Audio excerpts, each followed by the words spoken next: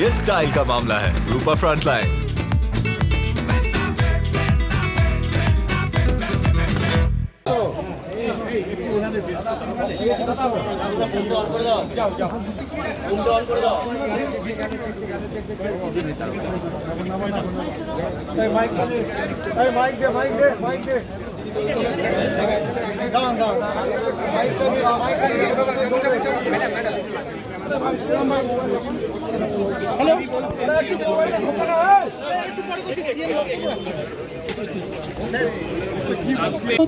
কিন্তু আমার কোনো দোষ নেই, কারণ আমি যেতেও চেয়েছিলাম ওদের বাড়ি, কিন্তু তাদের লুকিয়ে নিয়ে যাওয়া হয়েছে কেন? কোয়েশ্চেনটা তো আমার থাকবে। তার মানে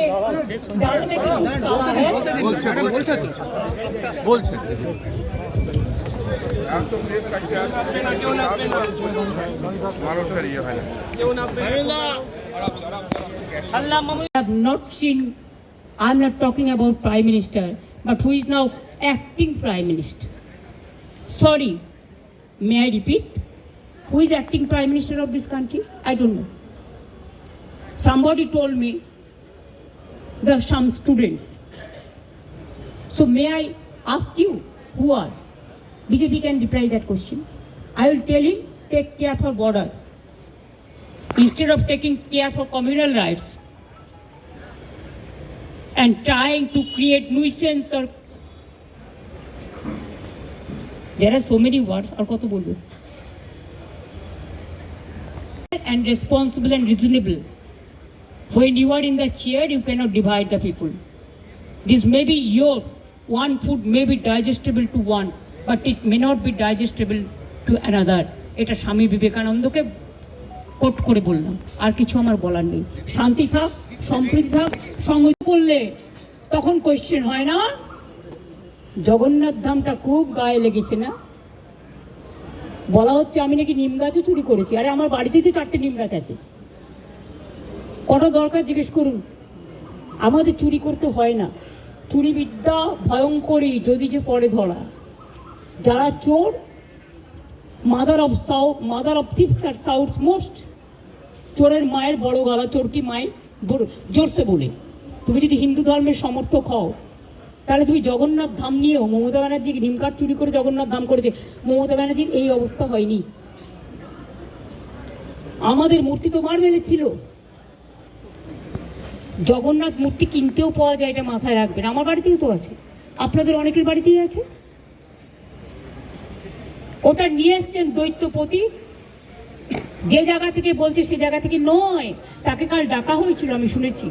তিনি স্টেট বলে দিয়েছেন, না তোমরা যেটা বলছো সেটা নয়, এটা আমি আমার নিজে অন্য জায়গা থেকে করেছি। আমি শুনেছি তাকে আবার কোয়েশ্চেন করা হয়েছে, তুমি কেন পুজো করতে গেছিলে? নোটিফিকেশন দিয়েছে কেউ যাবে না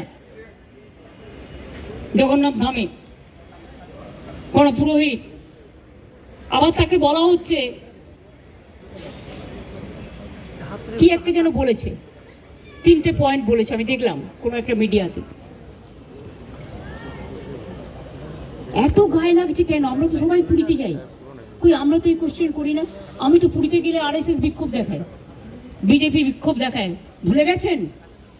লজ্জা করে না? আর জগন্নাথ ধাম নিয়ে এত হিংসা। যখন আপনাদের আলুর টান পড়ে, বাংলা যোগায়। আমি উড়িষ্যাকে ভালোবাসি। যখন আপনাদের সাইক্লোনে ইলেকট্রিসিটি সব ভেঙে যায়, সমস্ত রাস্তার পাইপগুলো, ওয়্যারগুলো নষ্ট হয়ে যায়, আপনারা আমাদের ইঞ্জিনিয়ার চান আমাদেরও সাইক্লোন হয়। তা সত্ত্বেও আমরা কিন্তু পাঠাই। আমাদের বাংলার টুরিস্টরা সবচেয়ে বেশি যায় উড়িষ্যায়, জগন্নাথ দেবের উল্টো রথে বলুন, সোজা রথে বলুন, সারা বছর ধরে। তো আমরা যদি একটা জগন্নাথ ধাম করি, আপনাদের আপত্তির কি আছে? আপনারাও ভালো থাকুন, বাংলাও ভালো থাকুক। আপনারা কেন আমাদের লোকেদের ধরে মারছেন? আমার কাছে খবর এসছে উড়িষ্যায় বাংলায় কথা বললেই তাকে মারা হচ্ছে। মহারাষ্ট্রেও হয়েছে,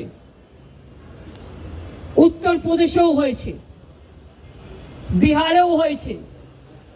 আমি শুধু একটা কথা বলবো, আপনারা আমাদের পরিযায়ী শ্রমিকদের উপর বাংলায় কথা বলছি বলে অত্যাচার করছেন, আমরা কিন্তু করব না। এটাই আপনাদের সাথে আমাদের তফাৎ। আমার এখানেও 1.5 কোটি বাইরের লোক আছে, কাজ করে, সব ধর্মের, সব বর্ণের, সব রাজ্যের। মনে রাখবেন, এটা কারো হাতে তাস তুলে দেবেন না। আমি না করলেও অনেক হিংসুটে লোকের তো অভাব নেই। Jealousy has no cure. হিংসার কোনো ওষুধ আছে? নেই। এরাই কোনো সংগঠনের নামে কাউকে কাউকে থ্রেট করে চলে আসবে, আমি তার দায়িত্ব নেবো কেন? আমি পরিষ্কার বলে দিচ্ছি, আমরা চাই না কারোর সাথে কোনো ভুল বোঝাবুঝি হোক। আমি তাই উড়িষ্যা গভর্নমেন্টকে, বিহার গভর্নমেন্টকে, রাজস্থান গভর্নমেন্টকে এবং আমার চিফ সেক্রেটারি আজকে চিঠি পাঠাচ্ছেন হোম সেক্রেটারিকেও। ডিজি অলরেডি উড়িষ্যার ডিজির সাথে সম্ভবত কথা বলেছেন। আপনাদের সুমতি হোক, শুভবুদ্ধি হোক। প্লিজ মনে রাখবেন, কোকিলের কুহু কুহু ডাকটা শুনতে পাচ্ছেন তো, এটা ন্যাচারাল।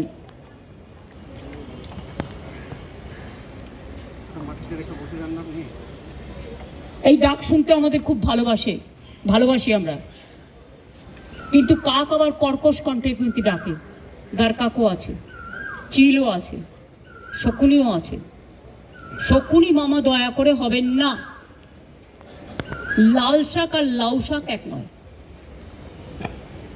পরিষ্কার বলছি। আমি নয়, দুটো পরিবারের সাথে দেখা করে 10 লক্ষ টাকা করে আমাদের কমিটমেন্ট ছিল, হাতে তুলে দিয়ে আসতাম। তো আপনারা লুকিয়ে নিয়ে গেলেন কেন? এটা কিডন্যাপিং করে নিয়ে যাওয়া নয়, কাউকে নিয়ে যাওয়া। তাদের দিয়ে কালকে আমাকে খুব গালাগালি দিয়েছেন। দিনরা আমায় গালাগালি দিলে আমার গায়ে ফোসকা পড়বে না। বাট যারা দাঙ্গা করেছেন তারা বুঝে রাখুন, আপনারা করছেন দাঙ্গা আর গালাগালি খাচ্ছে আমি। কেন? আমি কি আপনাদের কাউকে বলেছি কেউ কারো বিরুদ্ধে দাঙ্গা করুন? আর বিএসএফ বা কেন গুলি চালিয়েছিল? বিএসএফ যদি গুলি না চালাতো পরের দিনের ঘটনা ঘটতো না, এটা আমার দৃঢ় বিশ্বাস। এবং যদি আপনারা বলেন দুটো মসজিদের ইমামকে ফোর্স করা হয়েছে, তাহলে এখানে কোনো একটা সেবাশ্রম আছে, আপনারা জানেন তিনি কি করেন, তার কি কীর্তি, তার কি কুকীর্তি, তিনি কিভাবে মানুষকে প্রভোগ করে, বেলডাঙ্গা থেকে শুরু করে একেবারে সুতি, ধুলিয়ান সব। আমি কিন্তু প্রত্যেকটা কাজ জানি। আমাকে এত দুর্বল ভাবার কোনো কারণ নেই। এমন করি মাঝে মাঝে রাতে লাইট নিভিয়ে দেন। যখন ওয়াকআপ নিয়ে আন্দোলন হচ্ছিল আমি শুনলাম 48 ঘন্টা লাইট নিভিয়ে রেখেছিলেন। উনি এটা করতে পারেন না, ইটস এ ক্রিমিনাল অফেন্স। অন্ধকার করে দিলে, অন্ধকার করছেন কেন? মুখটাকে ঢুকিয়ে রাখবেন বলে, মুখটাকে লুকিয়ে রাখবেন বলে। অন্ধকার করা যায় না। যদি কোনো কুৎসিত ঘটনা ঘটে সেটা সিসিটিভিতে ওঠে। আপনারা কি লুকাতে চেয়েছিলেন? আমি পরিষ্কার পুলিশকে বলেছি, সিআই অফিস ওখান থেকে পাশে সরিয়ে নেবে। উনি তো সেন্ট্রাল প্রোটেকশনে আছেন, থাকুন, ভালো থাকুন, আমার কোনো আপত্তি নেই। আমি কারো ক্ষতি চাই না। ভারত সেবাশ্রম সংঘের দিলীপ মহারাজকে আমি শ্রদ্ধা করি। উনি সেক্রেটারি মহারাজ, উনি সব প্রোগ্রামে আমাদের আসেন। এমনকি জগন্নাথ ধামেও গেছিলেন, লোক পাঠিয়েছিলেন তিনি তার পক্ষ থেকে। তিনি যেতে পারেননি, শরীরটা খারাপ ছিল, মা কালী মন্দিরে এসেছিলেন। আমি যখন গঙ্গাসাগরে যাই, गंगासागर भारत सेवाश्रम संघ हमारे खूब साहाय्य। Shyam steel flexi strong TMT बार, ये स्ट्रॉन्ग के साथ फ्लेक्सिबल भी है। आपदा मुसीबत कोई भी आए, ये घर को अटूट बनाए। जब टीएमटी फ्लेक्सी स्ट्रॉन्ग तो घर रहे हमेशा के लिए स्ट्रॉन्ग। অনেকে অনেক দূর থেকে গরমের মধ্যে কষ্ট করে অনেকক্ষণ ধরে দাঁড়িয়ে আছেন। আমরা ওয়েদারের কারণে আমাদের একটু সকাল সকাল আসতে হয়েছে, কারণ এরপরে দুটোর পর থেকে ঝড় বৃষ্টি হওয়ার সম্ভাবনা আছে আমাদের রুটে। তাই আমরা আগামীকাল ছুটিতে যাব। ওখানে বিডিও অফিসে যারা আমার সাথে দেখা করতে চান, তারা যাদের মানে ক্ষতিগ্রস্ত হয়েছে বা কিছু, তারা আমার সাথে কথা বলতে পারেন। সেটা পুলিশ অ্যারেঞ্জমেন্ট করে নিচ্ছে, অ্যাডমিনিস্ট্রেশন। আমি ওই মিটিংটা করার পরে আমি ওদের বাড়িতেও যেতাম, কিন্তু যেহেতু বিজেপি ওদের দুজনকে সরিয়ে নিয়ে গেছেন, বিজেপির বোঝা উচিত সাম্প্রদায়িক দাঙ্গা যারা করে তাদের আমরা ক্রিমিনাল বলি, তাদের আমরা কোনো ধর্ম বর্ণ জাতি হিসেবে বিচার করি না। এবং পুলিশের গুলিতেও একজন মারা গেছে, 3 জন। তাছাড়াও আমি কালকে তেহট্টে যে আর্মি মারা গেছেন তার পরিবারকেও ডেকেছি, ছুটিতে আসবে। আমি আপনাদের পরিষ্কার বলছি, সাম্প্রতিক সিচুয়েশন নিয়ে আমি এমএলএদের সকলে, হিন্দু মুসলিম বোথ সাইডেড, আমি ওপিনিয়ন শুনলাম। আমার সাথে আমার চিফ সেক্রেটারি মনোজ খান ছিলেন, রাজীব ডিজি ছিলেন এবং আমাদের ডিএম ছিলেন, আরও অনেকেই ছিলেন, জেলা পরিষদের সভাধিপতি সহ। আমরা সাম্প্রতিক পরিস্থিতি নিয়ে একটা আলোচনা করলাম। আর এই জেলায় আমি দেখছি বহিরাগত কিছু লোক এসে ধর্মের নামে বিধর্ম কথাবার্তা বলে, আমি কোনো কমিউনিটিকে এর জন্য দোষ দেব না, কয়েকজন ধর্মীয় নেতা সেজেছেন যারা যখনই পালে বাঘ পড়ে, পালে বাঘ না পড়লেও তারা বাঘ বাঘ করে চিৎকার করে রাজনৈতিক ফয়দা নেয় এবং তারাই কিন্তু দাঙ্গা ঘটিয়ে সবচেয়ে আগে পালিয়ে যায়। এই শত্রুদের গৃহশত্রু, মানে যারা জেলার শত্রু, বাংলার শত্রু, আমি কাউকে শত্রু বলে মনে করি না, সবাই আমার মিত্র, কিন্তু দাঙ্গা যারা লাগায় তাদের আমি মিত্র বলে মনে করি না। পরিষ্কার কথা হচ্ছে, মুর্শিদাবাদ জেলার একটা ইতিহাস আছে, সংস্কৃতি আছে। একসময় মুর্শিদাবাদ জেলা আপনারা জানেন বাংলার রাজধানী ছিল। মুর্শিদাবাদ জেলাকে কেন্দ্র করে এবং যে দুটো পার্টি মাত্র 2টো ওয়ার্ডে গন্ডগোল হয়েছে, সেটাও কারা করিয়েছেন, প্ল্যান করে, কি করে করিয়েছেন, কিভাবে করিয়েছেন, আমি এই কটা দিন ধরে অনেক ক্রস চেক করেছি, রেকর্ডও করেছি। আপনারা অনেকে গদি media, sorry to say the word, এটা আমি বলি না, সব লোক বলে, যা খাইয়ে দিচ্ছেন আপনারা তাই খাচ্ছেন, কিন্তু সেটাকে বদ হজম হচ্ছে, সেটা হজম হচ্ছে না। এটা কিন্তু মানুষে মানুষে বিভাজন হচ্ছে।